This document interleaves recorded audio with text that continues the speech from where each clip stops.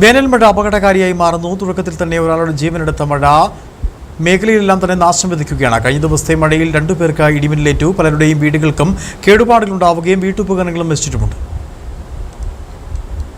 കഴിഞ്ഞ ദിവസങ്ങളിലുണ്ടായ ഇടിമിന്നലിൽ 2 തൊഴിലാളികൾക്കാണ് പരിക്കേറ്റത്. പുരികണ്ണി പുതുപ്പറമ്പിൽ PV സിബിച്ചൻ, ഒറ്റമരം പുത്തൻപുരിക്കൽ സുരേഷ് എന്നിവർക്കാണ് ഇടിമിന്നലേറ്റത്. സമീപവാസിയുടെ വീടിന്റെ മേൽക്കൂരയിൽ അറ്റകുറ്റിപ്പണി നടത്തുന്നതിനിടെയാണ് അപകടം. പരിക്കേറ്റവരെ കട്ടപ്പന താലൂക്ക് ആശുപത്രിയിലും തുടർന്ന് ഇടുക്കി മെഡിക്കൽ കോളേജിലും പ്രവേശിപ്പിച്ചു. ഇന്നലെ പീരുമേറ്റി കമ്പനിയിൽ തൊഴിലാളി ലയത്തിന് ഇടിവിട്ടേറ്റു. കഴിഞ്ഞ ദിവസം പുല്ലുമേട്ടിൽ മരം ഒടിഞ്ഞു വീണ് വൈദ്യുതി പോസ്റ്റുകൾ തകർന്നു. മഴയോടൊപ്പം ഉണ്ടാകുന്ന ഇടിമിന്നൽ പോലെ തന്നെ അപകടകാരിയാണ് കാറ്റും. 40 മുതൽ 60 കിലോമീറ്റർ വേഗതയിലാണ് കാറ്റ് വീശുന്നത്. മഴയ്ക്ക് മുമ്പായി എത്തുന്ന കാറ്റ് മരം ഒഴിഞ്ഞു വീഴാൻ ഇടയാക്കി. ഏലച്ചെടികളും വാഴച്ചെടികളും എല്ലാം ഒഴിഞ്ഞു വീണു. വരും ദിവസങ്ങളിലും ശക്തമായ മഴയ്ക്കും ഇടിമിന്നലിനും ശക്തമായ കാറ്റുണ്ടാകുമെന്നുമാണ് കാലാവസ്ഥാ പ്രവചനം. കനത്ത ഉഷ്ണതരംഗത്തിൽ വലഞ്ഞ ഒരു മഴയ്ക്കായി കാത്തിരുന്ന പീരുമേട് നിവാസികൾക്ക് മഴ അനുഗ്രഹമെങ്കിലും മഴയോടൊപ്പം ഉണ്ടാകുന്ന കാറ്റും ഇടിമിന്നലും ഉണ്ടാവുന്നത് ജീവന് തന്നെ ഭീഷണിയായിരിക്കുകയാണ്. Idukki vision news, Upputhara.